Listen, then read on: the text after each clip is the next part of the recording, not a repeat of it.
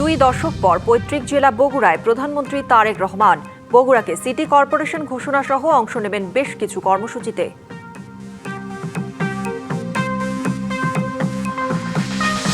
সারা দেশে শুরু হলো হামের বিশেষ টিকাদান কর্মসূচি। নারায়ণগঞ্জের রূপগঞ্জে কর্মসূচির উদ্বোধন করলেন স্বাস্থ্যমন্ত্রী।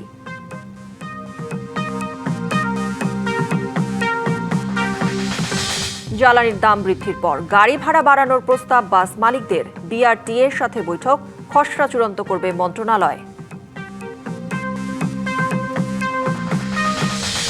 এক মাসে দ্বিতীয়বারের মতো বাড়ল এলপিজির দাম। ২১২ টাকা বেড়ে ১২ কেজি সিলিন্ডার এখন ১৯৪০ টাকা। ক্ষুব্ধ গ্রাহকরা।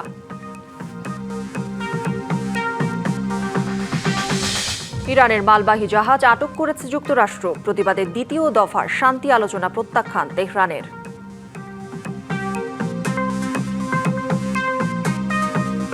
স্বাগত ডিবিসি সংবাদে। দেখছিলেন মার্কেন্টাইল ব্যাংক সংবাদ শিরোনাম। এবার জানাবো খবরের বিস্তারিত। আপনাদের সাথে আছি আমি কাঞ্জুম কৌরি। প্রধানমন্ত্রী হওয়ার পর প্রথমবার পৈতৃক জেলায় বগুড়া সফরে তারেক রহমান। সকালে গুলশানের বাসভবন থেকে রওনা দিয়ে সড়ক পথে তিনি পৌঁছে গেছেন বগুড়ায়। সকাল 10:30টায় বগুড়ার সার্কিট হাউসে উপস্থিত হওয়ার কথা রয়েছে।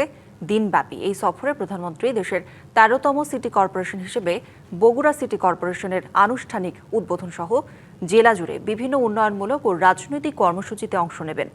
বগুড়া জেলা আইনজীবী সমিতির নতুন ভবনের ফলক উন্মোচন, জজ আদালতের বেল বন্ড উদ্বোধন, বগুড়া পৌরসভাকে নবসৃষ্ট বগুড়া সিটি কর্পোরেশনের ফলক উন্মোচন, দুপুরে বগুড়া শহর থেকে গাবতলী উপজেলার বাগবাড়িতে যাত্রা, বাগবাড়ির জিয়াউর রহমান গ্রাম হাসপাতালে হামের টিকা ক্যাম্পেইন উদ্বোধন করার কথা রয়েছে প্রধানমন্ত্রীর। বিকেলে শহরের ঐতিহাসিক আলতাফুন্নেসা খেলার মাঠে জনসভায় ভাষণ দেবেন তারেক রহমান। দিনভর এসব কর্মসূচি শেষে প্রধানমন্ত্রী ঢাকার উদ্দেশ্যে রওনা দেবেন। প্রধানমন্ত্রীর সফরকে ঘিরে বগুড়া শহর তোরণ, ব্যানার ও ফেস্টুনে সাজানো হয়েছে। আইনশৃঙ্খলা রক্ষাকারী বাহিনীর পক্ষ থেকে নেওয়া হয়েছে নিশ্ছিদ্র নিরাপত্তা ব্যবস্থা। প্রধানমন্ত্রীর বগুড়া সফর নিয়ে আরও জানব, যুক্ত হচ্ছেন সহকর্মী আনোয়ার হোসেন। আনোয়ার, দীর্ঘ ২ দশক পর তো প্রধানমন্ত্রীর পৈতৃক জেলায় সফর। কেমন উচ্ছ্বসিত বগুড়াবাসী কর্মসূচি এবং নিরাপত্তা ব্যবস্থা নিয়ে জানাবেন? কৌরি, প্রথম কথা হচ্ছে যে প্রধানমন্ত্রী তারেক রহমান এরই মধ্যে কিন্তু বগুড়াতে এসে উপস্থিত হয়েছেন। অর্থাৎ যদি আপনাকে সুনির্দিষ্টভাবে বলি তাহলে সকাল 10:15টায় কিন্তু তিনি বগুড়াতে প্রবেশ করেছেন। এখন বগুড়া সার্কিট হাউসে তিনি অবস্থান করছেন। আর আমরা যেখানে আছি সেটি হচ্ছে যে বাগবাড়ি, অর্থাৎ যে গাবতলী উপজেলা বগুড়া, সেখানে এই বাগবাড়িতেই যে মাঠটিতে আছি, এখানে শহীদ জিয়া ডিগ্রি কলেজ, এই কলেজে আপনি নিশ্চয়ই দেখতে পাচ্ছেন এখানে যে কর্মযজ্ঞ চলছে এখানে। আর এখানেই মূলত তার যে অনেকগুলো কর্মসূচি আপনি বলছিলেন, তো সেই জায়গা থেকে অন্যতম একটি কর্মসূচি হচ্ছে ফ্যামিলি কার্ড বিতরণ। তো সেটি কিন্তু এখান থেকেই হবে, এই মাঠ থেকে, অর্থাৎ এই মঞ্চ থেকেই তিনি ফ্যামিলি কার্ড বিতরণ করবেন। তো আমাদের কাছে যে তথ্যটি আছে, 941 জনকে ফ্যামিলি কার্ড দেওয়া হবে এটি।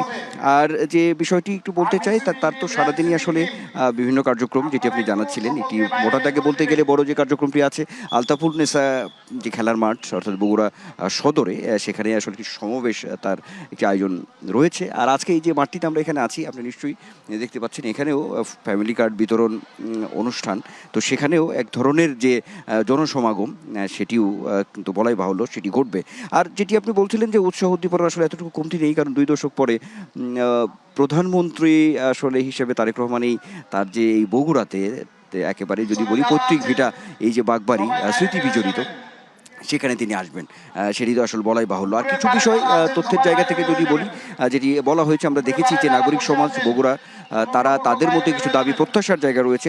সেটির জায়গা থেকে যদি বলি যে কিছু যেটি বলা হচ্ছে যে যৌক্তিক যে দাবিগুলো ছিল 17 বছর আসলে পূরণ হয়নি, এমনটি বলা হচ্ছিল। তো সেই জায়গা থেকে বগুড়া একটি পাবলিক বিশ্ববিদ্যালয় প্রতিষ্ঠা, বিমানবন্দর থেকে বাণিজ্যিক বিমান চালু, বগুড়া সিটি কর্পোরেশনে আসলে উন্নীতকরণ, এই যে বিষয়গুলো রয়েছে, এই বিষয়গুলো দাবি দেওয়া আকারে সামনে আজকে আসবে। বেশ অনেকগুলো কার্যক্রম রয়েছে প্রধানমন্ত্রীর। তো সেই জায়গা থেকে সব মিলিয়ে সব কিছুই আজকে আসবে। বগুড়া আসলে একেবারেই যদি বলি যে একটা অন্যরকম প্রধানমন্ত্রী তারেক রহমানের একদিকে যেমন তার নিজের যে এলাকা, তার যে স্মৃতি বিজড়িত পৈতৃক ভিটা, সেখানেও তিনি যাবেন 2 দশক পরে, আপনি যেটি বলছিলেন। তো সব মিলিয়ে সময় গড়ানোর সঙ্গে সঙ্গে আমরা সব কিছু জানাতে পারবো। মূল কথা হচ্ছে যে প্রধানমন্ত্রী তারেক রহমান বগুড়াতে আধা ঘন্টা আগেই তার শিডিউল অনুযায়ী কিন্তু তিনি আসলে এসে উপস্থিত হয়েছেন। নিশ্চয়ই পরবর্তী কার্যক্রমগুলো আপনার মাধ্যমে আমরা জানাতে পারবো। নিশ্চয়ই আনোয়ার, ধন্যবাদ আপনাকে।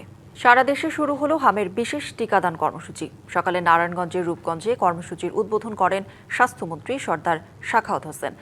6 থেকে 59 মাস বয়সী শিশুরা এই টিকা পাবে। কেউ আগে কেউ টিকা পেয়ে থাকলে ক্যাম্পেইনে টিকা নিতে পারবে। তবে অসুস্থ শিশুকে হামের টিকা দেওয়া হবে না। এছাড়া হামে আক্রান্ত শিশুদের খাওয়ানো হবে ভিটামিন এ ক্যাপসুল। 15 মার্চ থেকে 19 এপ্রিল পর্যন্ত হামের সন্দেহে হাসপাতালে ভর্তি হয় 15,326 জন। কর্মসূচি উদ্বোধন করে স্বাস্থ্যমন্ত্রী বলেন, বিগত সরকারগুলো ব্যাংক খালি করে গেছে। অনেক সমস্যার মধ্যেও প্রধানমন্ত্রী তারেক রহমানের নির্দেশে পরিস্থিতি সামাল দেয়া গেছে। Fascist government, those who had been elected at night instead of the voting in the day, they looted the finance of the country. They made the banks empty. They continued migration of our hard-earned currency from the country. And believe you me or not, health ministry is a very big ministry, but I am totally zero. আমাদের কাছে কোনো টাকা রেখে যায় নাই last government, but till we are running this government. সারা দেশে শুরু হলো হামের বিশেষ টিকাদান কর্মসূচি। সকালে নারায়ণগঞ্জের রূপগঞ্জে কর্মসূচির উদ্বোধন করেন স্বাস্থ্যমন্ত্রী সর্দার সাখাওয়াত হোসেন। আরও জানাতে সরাসরি যুক্ত হচ্ছেন সহকর্মী তাহসিনা জেসি। টিকা কার্যক্রম নিয়ে কি তথ্য রয়েছে আপনার কাছে, দর্শকদের জানাবেন। সাথী, আপনি জানেন যে দেশে হামের প্রাদুর্ভাব এবং মৃত্যু আশঙ্কাজনকভাবে বেড়ে যাওয়ায় পরিস্থিতি নিয়ন্ত্রণে কিন্তু আজ থেকে সারা দেশব্যাপী যে বিশেষ টিকাদান কর্মসূচি সেটি আজ শুরু হয়েছে এবং নারায়ণগঞ্জের জিন্দা পার্কে একটি স্কুলে স্বাস্থ্যমন্ত্রী সর্দার সাখাওয়াত হোসেন এই কর্মসূচির উদ্বোধন করেন। আমরা এই মুহূর্তে সেই স্কুলটিতে রয়েছি এবং আমরা দেখছি যে এখানে টিকাদান কার্যক্রম চলছে এবং অনেক ছোট ছোট শিশুরা এসেছে, অভিভাবকদের সাথে তারা টিকা দিচ্ছে। এর আগে একটা ছোট অনুষ্ঠান হয়েছে এবং সেখানে স্বাস্থ্যমন্ত্রী সর্দার সাখাওয়াত হোসেন কথা বলেছেন। সেখানে তিনি বলেছেন যে যেহেতু আসলে বিগত সরকারগুলো স্বাস্থ্যের যে বাজেট ছিল সেই বাজেটে সবটাই খরচ করে গেছে এবং বর্তমানে স্বাস্থ্য খাতে বাজেটের সংখ্যা প্রচণ্ড কম হওয়ায় আসলে এই যে হামের প্রাদুর্ভাব এবং এর নিয়ন্ত্রণে যে ব্যবস্থা, সেই ব্যবস্থা নিতে আসলে সরকার কিছুটা হিমশিম খেতে হয়েছে সরকারকে। আপনাদেরকে একটু জানিয়ে রাখি যে এই কর্মসূচির আওতায় আসলে 6 মাস থেকে 5 বছরের কম বয়সী প্রায় 1,78,00,000 শিশুকে টিকা দেওয়ার একটি লক্ষ্যমাত্রা নির্ধারণ করা হয়েছে। আপনারা জানেন যে গত 5ই এপ্রিল ঝুঁকিপূর্ণ 30টি উপজেলায় এই টিকা কার্যক্রম প্রাথমিকভাবে শুরু করা হয় এবং সেখানে ইতিমধ্যে 85% লক্ষ্যমাত্রা অর্জিত হয়েছে বলে আমাদেরকে স্বাস্থ্য অধিদপ্তরের যে মহাপরিচালক আছেন তিনি জানিয়েছেন। এছাড়া দেশের 4টি সিটি কর্পোরেশনে যে টিকাদান কার্যক্রম চলছে, অর্থাৎ ময়মনসিংহ, বরিশাল এবং ঢাকার 2 সিটি কর্পোরেশনে সেটি এখনো চলমান রয়েছে টিকাদান কার্যক্রম। সেখানে ইতিমধ্যে 40% লক্ষ্যমাত্রা অর্জিত হয়েছে এবং আজ থেকে দেশব্যাপী যে টিকাদান কার্যক্রম শুরু হলো, সব মিলিয়ে 1,78,36,000 শিশুকে তারা টিকা দেবে বলে একটি লক্ষ্যমাত্রা নির্ধারণ করেছে বলে তারা আমাদেরকে জানিয়েছে। তো কৌরি, আপনাদেরকে আরেক যে এই কর্মসূচির আওতায় আসলে 6 মাস থেকে 5 বছর কম বয়সী শিশুদেরকে টিকা দেওয়া হবে এবং নির্ধারিত যে টিকা কেন্দ্রগুলো আছে সেখানে সকাল 8টা থেকে টিকাদান কার্যক্রম শুরু হবে এবং 12ই মে পর্যন্ত এই টিকাদান কার্যক্রম চলবে। আরেকটু জানিয়ে রাখি যে স্বাস্থ্যমন্ত্রী এই অনুষ্ঠান থেকে বাড্ডার একটি স্কুলের টিকাদান কার্যক্রম পরিদর্শন করবেন এবং পরবর্তীতে আমরা আপনাদেরকে আবারও বিস্তারিত জানাতে পারবো। জেসি, ধন্যবাদ আপনাকে। জ্বালানি তেলের মূল্যবৃদ্ধির প্রেক্ষাপটে বাস ও ট্রাকের ভাড়া পুনর্নির্ধারণ বিষয়ে এখনও কোনো চূড়ান্ত সিদ্ধান্ত হয়নি বলে জানিয়েছেন বিআরটিএ চেয়ারম্যান মীর আহমেদ তারিকুল ওমর। রবিবার রাতে রাজধানীর বনানীতে বাংলাদেশ সড়ক পরিবহন কর্তৃপক্ষ বিআরটিএ কার্যালয়ে পরিবহন ভাড়া পুনর্নির্ধারণ নিয়ে মালিকপক্ষ ও সংশ্লিষ্টদের সঙ্গে আলোচনা শেষে তিনি একথা বলেন বৈঠকে আসা প্রস্তাব, মতামত ও সুপারিশ সংশ্লিষ্ট মন্ত্রণালয়ে পাঠানো হবে। সব দিক বিবেচনা করে মন্ত্রণালয় থেকে আসা চূড়ান্ত নির্দেশনা গণমাধ্যমে জানানো হবে। এদিকে বৈঠকের সংবাদ সংগ্রহ করতে গিয়ে সাংবাদিকদের সঙ্গে বিআরটিএ চেয়ারম্যানের অসৌজন্যমূলক ও অশালীন আচরণের ঘটনায় দুঃখ প্রকাশ করেন তিনি। এদিকে এক সংবাদ বিজ্ঞপ্তিতে বাস ভাড়া কিলোমিটার প্রতি 15 পয়সা বাড়ানোর প্রস্তাব দিয়েছে যাত্রী কল্যাণ সমিতি।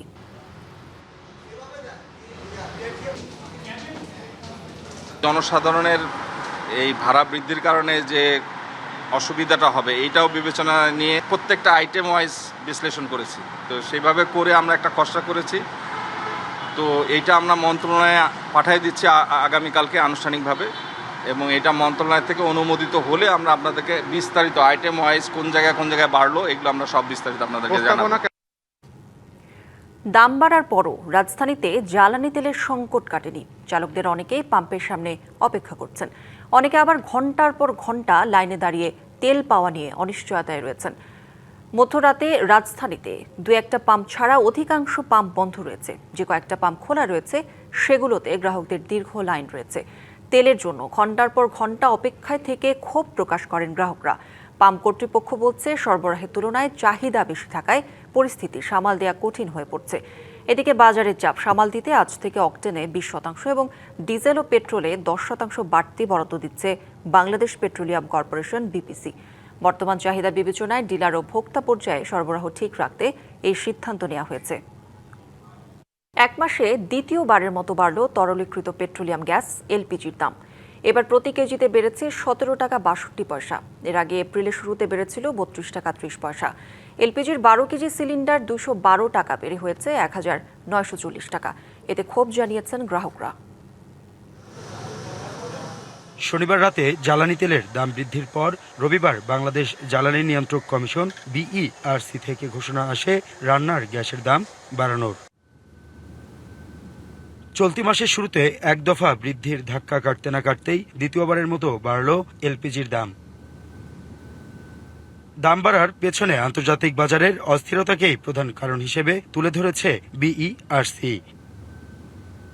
শহরের অনেক পরিবার বলছে রান্নার গ্যাসের খরচ মাসিক ব্যয়ের বড় অংশ দখল করে নিচ্ছে। তার উপর এই বাড়তি চাপ সামাল দেওয়া কঠিন। আগে 1600-1500 টাকা কিনতাম, ঠিক আছে, এখন 2000 টাকা নেয়, কেউ 1950 টাকা নেয়, ঠিক আছে, এর নিচে পাচ্ছি না গ্যাস। আগে 1100 টাকা 1150 টাকা ছিল, এখন 2000 টাকা 2200 টাকা দা নিতে হয়। আমরা বেতন পাই কম, আমাদের বেতন দিয়ে চলতে কষ্ট হয়ে যায়। গ্যাসের তো আমরা একটাও নিতেই না, চার দাম বাড়াইতে আমরা কিছু দাম বাড়াইতে পারি না, বাড়াই বেচতে পারি না। চালাইতেছি, চলতেছে, লস দিয়ে এইভাবে চালাই নিতেছি, এটাই আমি হিসাব নাই এটা। ভোক্তাদের তোপের মুখে বেসরকারি পর্যায়ের বিক্রেতারাও পড়েছেন বিপাকে। দেখলে এখন কাস্টমারের সাথে আমাদের একটা মিস আন্ডারস্ট্যান্ডিং হয়ে যাচ্ছে, ঝগড়া হচ্ছে, কাস্টমার নষ্ট হয়ে যাচ্ছে, মাল নিচ্ছে না তারা। হুট করে তো 200-300 টাকা বেড়ে যাওয়া, এটা হচ্ছে কাস্টমারের জন্য অনেক ক্রাইসিস। আমরা চাই যে গ্যাসের দাম বা নিত্য প্রয়োজনীয় যে গ্যাস সিলিন্ডার গ্যাস, এটা নিয়ম মানুষের ক্রয় ক্ষমতার মধ্যে থাকুক। এদিকে মজুদ আমদানি ঘাটতি নিয়ে সরকারের স্পষ্ট অবস্থান না থাকায় সংকট সমাধানের চেয়ে বেশি জটিল হচ্ছে বলে মনে করছেন ক্যাবের সভাপতি। আমাদের দেশের যে সক্ষমতা, বিশেষ করে আমাদের বাপেক্স, তাদের কেন আমরা সক্ষমতা আপনার বাড়ানোর জন্য আমরা ওইভাবে ফোকাস করছি না। সরকার যে স্টেটমেন্ট গুলো দিচ্ছে এটা কিন্তু কোনো জনগণ আস্থায় নিচ্ছে না। এই যে মজুদ হচ্ছে বা এই যে প্যানিকটা তৈরি হচ্ছে, সেটার দায়িত্বটা তো সরকারের। অর্থাৎ আপনার আমরা যেটা সাপ্লাই চেনে যেটা বলা হচ্ছে যে সর্বোচ্চ পরিমাণ মজুদ আছে, আমরা কিন্তু জানি না প্রতিদিন কতটুকু ডিমান্ড এবং কতটুকু সাপ্লাই দিচ্ছে। বিইআরসি জানিয়েছে নির্ধারিত দামের বেশি কোনো পর্যায়ে এলপিজি বিক্রি করা যাবে না। বোতলজাতকরণ কেন্দ্র থেকে শুরু করে খুচরা বিক্রেতা সবাইকে মানতে হবে নির্দেশনা। হাসিব পান্থ, ডিবিসি নিউজ, ঢাকা। একদিকে জ্বালানি তেলের সংকট, তার সাথে এখন বেড়েছে দামও। 2 এমএলএ উৎপাদন খরচ যে হারে বাড়বে সেই তুলনায় পণ্যের দাম পাবেন কিনা তা নিয়ে দিশাহারা কৃষক। সংশ্লিষ্টরা বলছেন দ্রুত কৃষি পণ্যের যৌক্তিক মূল্য নির্ধারণ না হলে আঞ্চলিক কৃষি অর্থনীতি ভেঙে পড়ার ঝুঁকি তৈরি হতে পারে, যার প্রভাব পড়বে দেশের সামগ্রিক খাদ্য নিরাপত্তায়। গেল 10 বছরে জ্বালানি তেলের দাম বেড়েছে 50 থেকে 90%। বেড়েছে সার সহ কীটনাশক, শ্রমিক ও পরিবহন খরচ। সব মিলিয়ে উৎপাদন খরচ প্রায় দ্বিগুণ হলেও সে হারে বাড়েনি পণ্যের দাম। এরই মাঝে মধ্যপ্রাচ্যে যুদ্ধ শুরু হলে দেখা দেয় জ্বালানি তেল ও সারের সংকট। টালমাটাল পরিস্থিতিতে ডিজেলের দাম বেড়ে যাওয়ায় কৃষি প্রধান উত্তরাঞ্চলের প্রায় 32 লাখ চাষি এখন রীতিমতো দিশেহারা। সারের দামে, তেলের দামে, কামলা খরচে আমি নিজে পরিশ্রম করিও দেখতেছি যে পোষা যায় না। এখন যে তেলের দাম বাড়ছে সেক্ষেত্রে আবার দাম বাড়বে সব কিছুরই, কিন্তু কৃষি পণ্যের কোনো মূল্যায়ন করতেছে না সরকার। জ্বালানি তেলের মূল্য বৃদ্ধি যেন মরার উপর খাঁড়ার ঘা হয়ে দেখা দিয়েছে কৃষকের কাছে। পণ্যের সঠিক মূল্য না পেলে লোকসানের শঙ্কা তাদের। তেলের দামটা বাড়লো, সামনে আবার মনে করছে খরচের দামটা বাড়িয়ে যাবে।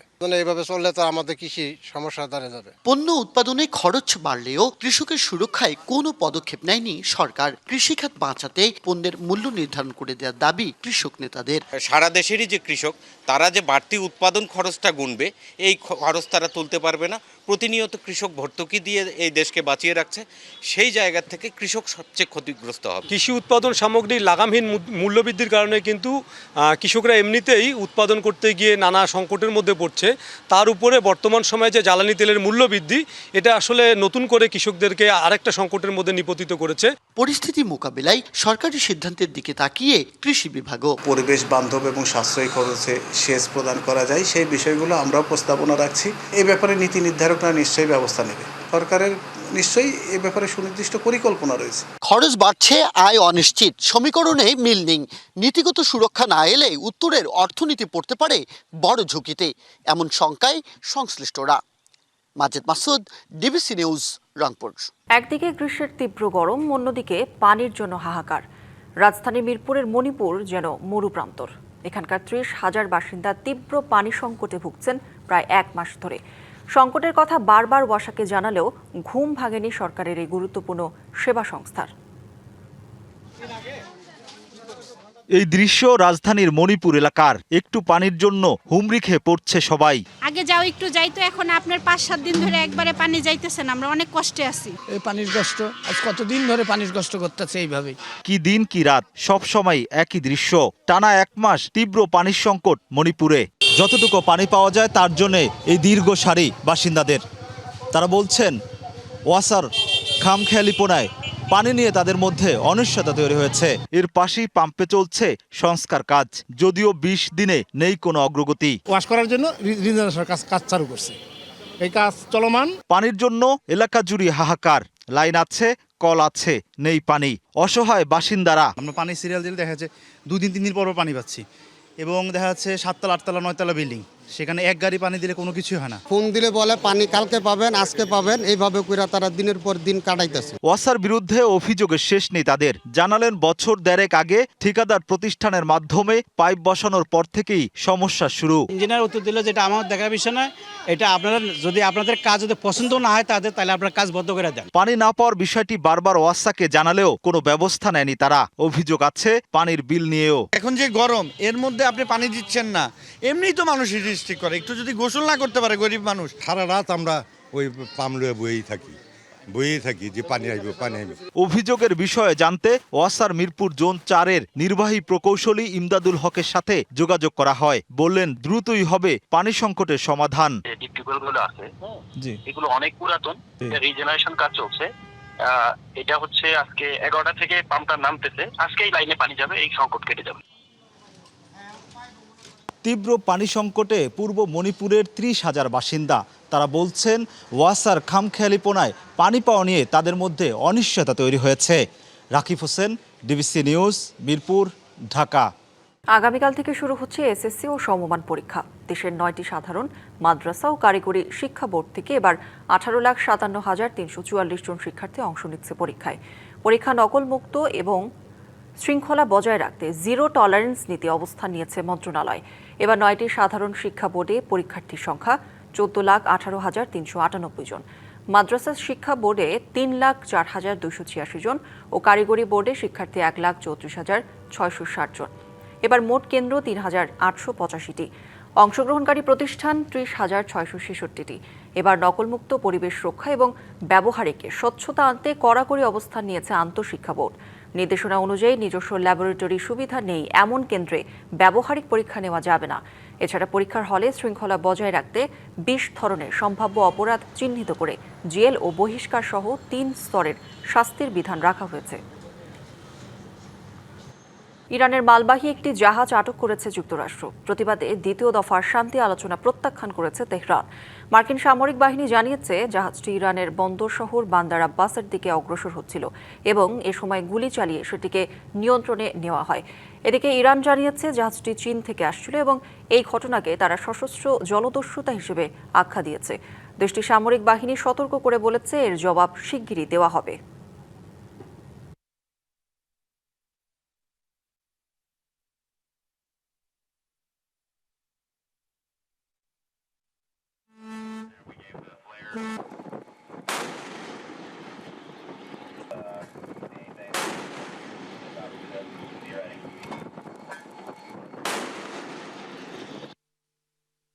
লেবাননের চলমান সংঘাতে হাজারো মানুষ ঘরবাড়ি ছেড়ে বাস্তুচ্যুত হয়েছেন।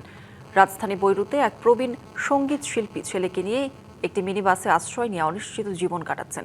কঠিন পরিস্থিতির মধ্যেও সঙ্গীতকে সঙ্গী করে তিনি আশার আলো খুঁজে চলেছেন। লেবাননের রাজধানী বৈরুতের রাস্তার পাশে উদ বাজাচ্ছেন বাস্তুচ্যুত সঙ্গীত শিল্পী আবেদ সাবাগ। উদ মূলত মধ্যপ্রাচ্যের ঐতিহ্যবাহী বাদ্যযন্ত্র। লেবাননে ইসরায়েলের চালানো এই তাণ্ডবে সঙ্গীতই যেন তার একমাত্র আশ্রয়। ছেলেকে নিয়ে একটি মিনিবাসে আশ্রয় নিয়েছেন তিনি। ছোট্ট এই জায়গাতেই গুছিয়ে রাখা হয়েছে তাদের কাপড়, খাবার এবং প্রিয় বাদ্যযন্ত্র উদ। উদের নিজস্ব একটি ভাষা আছে যা আমাকে অন্য এক জগতে নিয়ে যায়। অনেক সময় এমন কিছু অনুভূতি থাকে যা কথায় বলা যায় না, কিন্তু এই তারের সুর সবার হৃদয়ে পৌঁছে যায়। ৬৮ বছর বয়সী আবেদের মতে সঙ্গীত মানুষের অনুভূতিকেই ছুঁয়ে দৃষ্টিভঙ্গি বদলাতে পারে। তিনি বলেন, একজন শিল্পী হিসেবে তিনি অস্ত্র নয়, সঙ্গীত দিয়েই লড়াই করতে চান। তিনি জানান ২০২৪ সালে ইসরায়েল হিজবুল্লাহ যুদ্ধের সময়ও ছেলেকে নিয়ে প্রায় ১.৫ মাস রাস্তায় কাটিয়েছিলেন। চলমান সংঘাতে আবারও একই দুর্ভোগে পড়েছেন তিনি। যুদ্ধ মানুষের উপর গভীর প্রভাব ফেলে, স্বাভাবিক জীবনের আগ্রহ কেড়ে নেয়, নিরাপদ জায়গাতেও ভয় তৈরি করে। কেউ যুদ্ধ, মৃত্যু, ধ্বংস বা মানুষের প্রাণহানি পছন্দ করে না। জীবনের এই কঠিনতম সময়ে স্বাভাবিক জীবনে ফিরে যেতে পারলেই যেন প্রশান্তি আবেদের মতো সকল নাগরিকের। নিজের দেশে এখন শান্তিপূর্ণভাবে বেঁচে থাকাই তার আশা। Rahnuma Farmin, DBC news desk. জ্বালানি তেলের দাম বৃদ্ধির প্রভাব পড়বে সবকিছুতে। সবশেষ পরিস্থিতি জানাতে রাজধানীর মহাখালী থেকে যুক্ত হচ্ছেন সহকর্মী সানি আহমেদ। সানি, সংকটের মধ্যে তো জ্বালানির দাম বাড়ানো হলো এবং জ্বালানির দাম বাড়লে দেখা যায় যে এর প্রভাব সাধারণের জীবনযাত্রায় কিন্তু পড়ে। তো সাধারণ মানুষ কি বলছে আপনার মাধ্যমে জানতে চাই। করি এই মুহূর্তে রয়েছি মহাখালীর গুলশান ফিলিং স্টেশনে। এখানে আমি মানুষের সাথে কথা বলছিলাম যারা বাইক এবং 4 চাকা গাড়ি নিয়ে এখানে যারা অবস্থান করছিলেন সারিবদ্ধ লাইন দিয়ে। আজকে তুলনামূলকভাবে কিছুটা লাইনের যে দূর সেটা 1 থেকে 1.5 কিলোমিটার গিয়েছে, অর্থাৎ 4 থেকে 5 ঘন্টার মধ্যে এখানে তেল সরবরাহ করতে পারছেন। এবং একই সাথে যদি জানিয়ে রাখি যে যারা বাস যাত্রী রয়েছে, যারা অফিসগামী মানুষ রয়েছে, তাদের সাথে কথা বলেছি। কিছু কিছু ক্ষেত্রে বাড়তি ভাড়ার অভিযোগ থাকলে, তবে বেশিরভাগ ক্ষেত্রেই কিন্তু স্বাভাবিক যে ভাড়া সেটি কিন্তু বিরাজমান রয়েছে। একই সাথে জানিয়ে রাখি করি সকাল থেকেই রাজধানীর যে পেট্রোল পাম্পগুলো রয়েছে সেখানে আমি খেয়াল রাখছিলাম যে অন্য সব দিনের মতো করেই যে আজকে ভিড়টা তেমন থাকলেও তবে খুব একটা বেশি অপেক্ষা করতে হচ্ছে না। অর্থাৎ আগে যেখানে 8 থেকে 10 ঘন্টা কিংবা 12 ঘন্টা সময় অতিবাহিত করতে হতো তেল নেওয়ার জন্য, সেখানে আজকে কিছুটা কম সময় লাগছে, অর্থাৎ 4 থেকে 5 ঘন্টার মধ্যে তেল পাচ্ছে। তবে সাধারণ মানুষের মধ্যে একটা আতঙ্ক বিরাজ করছে, অর্থাৎ যে জ্বালানির যে সংকট এবং এই যে জ্বালানির যে জ্বালানি তেলের যে দাম সমন্বয় করা হয়েছে, সেই সমন্বয় করার পরে সাধারণ মানুষ বলছে সব কিছুরই হয়তো দাম বৃদ্ধি পেতে পারে। এই কারণে সাধারণ মানুষের মধ্যে একটি আতঙ্ক বিরাজ করছে। একই সাথে যদি এই মুহূর্তে একজন আমি তেল নেওয়ার জন্য একজন দীর্ঘক্ষণ লাইনে দাঁড়িয়েছিল, তার সাথে যদি একটু কথা বলি, আপনি কতক্ষণ দাঁড়িয়েছিলেন এবং কোনো রকম অন্য দাম সমন্বয় করার পরে থেকে আপনার একটু স্বাভাবিক হয়েছে কিনা? না, আমি 7টার সময় লাইনে দাঁড়াইছি, 7টার থেকে এখন পর্যন্ত আসছে এই ইয়েতে। শুনছিলেন করি শুনছিলেন যে 4 থেকে 4.5 ঘন্টার মধ্যেই তেল পাচ্ছে। তবে একটু স্বস্তি ফিরলেও পুরোপুরি এখনও যারা ক্রেতা রয়েছেন পুরোপুরি এখনও সন্তুষ্ট হতে পারেনি। করি, এই ছিল আমার কাছে সর্বশেষ। সানি, ধন্যবাদ আপনাকে। সিলেটে অগ্রগামী বালিকা উচ্চ বিদ্যালয় ও কলেজে হাম রুবেলা টিকাদান ক্যাম্পেইন উদ্বোধন করে বক্তব্য রাখছেন বাণিজ্যমন্ত্রী খন্দকার আব্দুল মুক্তাদির। সরাসরি যুক্ত হচ্ছে তার বক্তব্যে। টিকা দেওয়ার যে রেওয়াজ আমাদের মধ্যে আছে, প্র্যাকটিস আছে, সেই জায়গার যে কমতি ইনশাল্লাহ সেগুলি আমরা দ্রুত দূর করব। আর সিলেটে চিকিৎসা সেবার ক্ষেত্রে মানুষের মধ্যে কিছু কমতির বেদনা আছে, ঠিক না? আমার সামনে ক্যামেরা হাতে আমার অনেক ভাই মাথা নাড়ছেন। ওসমানী মেডিকেল নিয়ে তাদের কিছু কিছু অবজারভেশন আছে, যদিও সামর্থ্য সীমিত, যে কারণে প্রত্যাশা মোতাবেক অনেক কিছু করা হয় না। তো আগামী দিনে ইনশাল্লাহ আমরা এখানে আসার আগে যে হাসপাতালটি ঘুরে আসলাম, সরকারের অনুমোদন প্রাপ্তি সাপেক্ষে, আবার বলছি সরকারের অনুমোদন প্রাপ্তি সাপেক্ষে, আমি গতকালকে স্বাস্থ্যমন্ত্রীর সাথেও আলাপ করে এসেছি, প্রধানমন্ত্রীর অনুমোদন প্রাপ্তি সাপেক্ষে ইনশাল্লাহ আমরা সেখানে একটি 250 শয্যার হাসপাতাল চালু করব। এবং আমাদের সরকারের নির্বাচন পূর্ব যে সমস্ত প্রতিশ্রুতি ছিল, বিভিন্ন জায়গায় স্বাস্থ্য কেন্দ্র চালু করা, অন্তত শুরুর দিকের চিকিৎসার ব্যবস্থা করা, সার্বক্ষণিক ডাক্তারের ব্যবস্থা করা, সেই প্রতিশ্রুতিও ইনশাল্লাহ আমরা সময়ের সাথে সাথে সেগুলিও পুরা করব। রাস্তাঘাট, ব্রিজ, কালভার্ট এগুলি যেমন দরকার অবকাঠামো, একইভাবে স্বাস্থ্য অবকাঠামো নির্মাণ খুব জরুরি। দুর্ভাগ্যবশত সিলেট আমাদের প্রত্যেকটা সামাজিক ইন্ডেক্সে অন্যান্য বিভাগগুলির তুলনায় পিছিয়ে আছে, প্রত্যেকটা সামাজিক ইন্ডেক্সে। সিলেটবাসী এই জন্য বক্তব্য রাখতে গেলেই আমাদের সামাজিক রাজনৈতিক সব ব্যক্তিত্বের মুখে একটা কমন ওয়ার্ড চলে আসে যে আমরা বৈষম্যের শিকার। এই যে বৈষম্যের শিকার, যদি আল্লাহ তৌফিক দেন, এই বৈষম্য কথাটা আমরা সিলেটবাসীর স্মৃতি থেকে মুছে দেব আগামী 5 বছর, যদি আল্লাহ তৌফিক দেন। সংবাদে এই ছিল এখনকার মতো। ডিবিসি নিউজের সংবাদগুলো পড়তে ভিজিট করুন dbcnews.tv আর ভিজিট করুন ডিবিসির ফেসবুক পেজ এবং ইউটিউব চ্যানেল ডিবিসির সঙ্গেই থাকুন।